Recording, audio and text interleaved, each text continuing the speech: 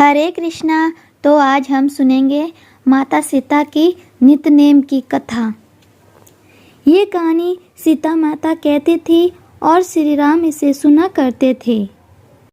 एक दिन श्री राम भगवान को किसी काम के लिए बाहर जाना पड़ गया तो सीता माता कहने लगी कि भगवान, मेरा तो 12 वर्ष का नित्यनेम है, अब आप बाहर जाएंगे तो मैं अपनी कहानी किसे सुनाऊंगी। श्री राम ने कहा कि तुम कुएं की पाल पर जाकर बैठ जाना और वहाँ जो औरतें पानी भरने आएंगी उन्हें अपनी कहानी सुना देना। सीता माता कुएं की पाल पर जाकर बैठ जाती हैं। एक स्त्री आई, उसने रेशम की जरी की साड़ी पहन रखी थी और सोने का घड़ा ले रखा था। सीता माता उसे देखकर कहती हैं कि बहन, मेरा 12 वर्ष का नित्यनेम सुन लो। पर वह स्त्री बोली कि मैं तुम्हारा नित्यनेम सुनूंगी तो मुझे घर जाने में देर हो जाएगी और मेरी सास मुझसे लड़ेंगी। उसने कहानी नहीं सुनी और चली गई। उसकी रेशम जरी की साड़ी फट गई, सोने का घड़ा मिट्टी के घड़े में बदल गया। सास ने देखा तो पूछा कि ये किसका दोष अपने सिर लेकर आ गई हैं।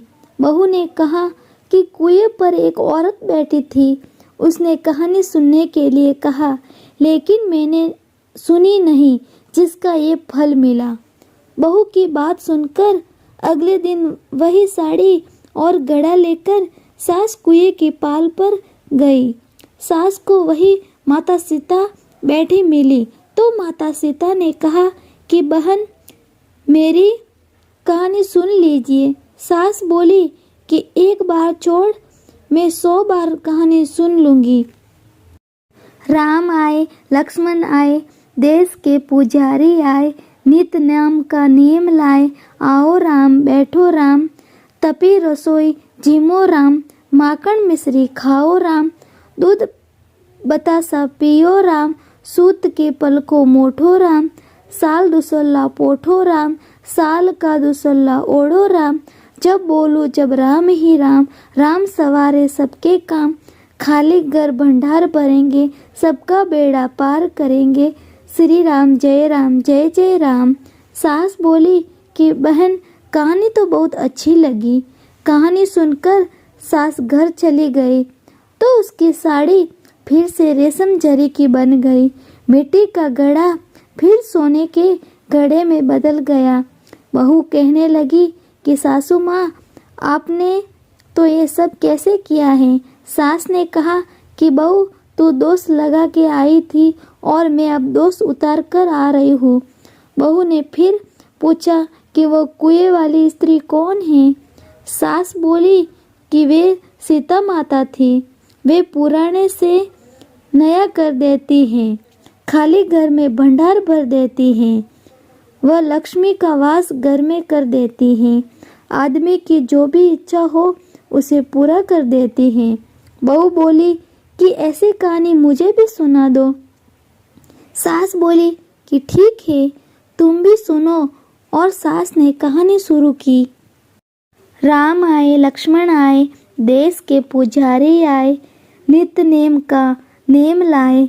आओ राम, बैठो राम, तपी रसोई जियो राम, माखन मिश्री खाओ राम, दूध बतासा पियो राम, सूत के पल को मोठो राम, साल दुसल्ला पोठो राम, साल दुसल्ला ओढ़ो राम, जब बोलो जब राम ही राम, राम संवारे सबके काम, खाली घर भंडार भरेंगे, सबका बेड़ा पार करेंगे, श्री राम जय जय राम। कहानी सुनकर बहू बोली कि कहानी तो बहुत अच्छी लगी है। सास ने कहा कि ठीक है, इस कहानी को रोज कहा करोगे। अब सास बहू रोज सवेरे उठती, नहाती धोती और पूजा करने के बाद नित्य नेम की सीता की कहानी कहती।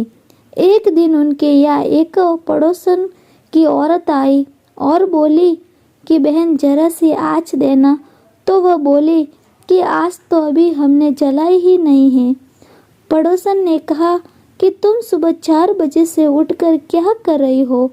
फिर उन्होंने कहा कि सुबह उठकर हम पूजा पाठ करते हैं, फिर सीता माता की नित्य-नेम की कहानी कहते हैं। पड़ोसन ने उनकी बात सुनकर फिर कहा कि सीता माता की कहानी कहने से तुम्हें क्या मिला।